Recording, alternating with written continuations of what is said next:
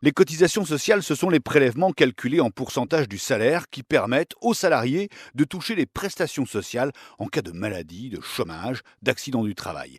Il y a les cotisations salariales qui viennent diminuer le salaire brut du salarié et puis les cotisations patronales payées par les employeurs. Alors, que trouve-t-on dans ces cotisations sociales?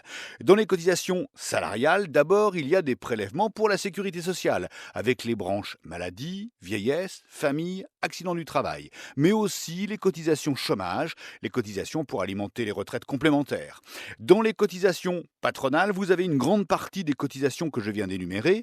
Les taux ne sont pas les mêmes et surtout, il y a d'autres cotisations pour la formation professionnelle ou la taxe d'apprentissage, par exemple.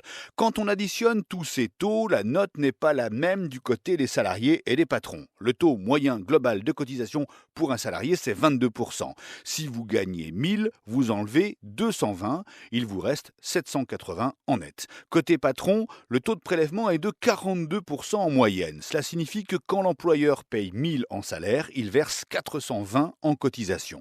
Ces cotisations, elles sont versées aux URSSAF qui collectent l'argent pour le verser ensuite à la Sécu.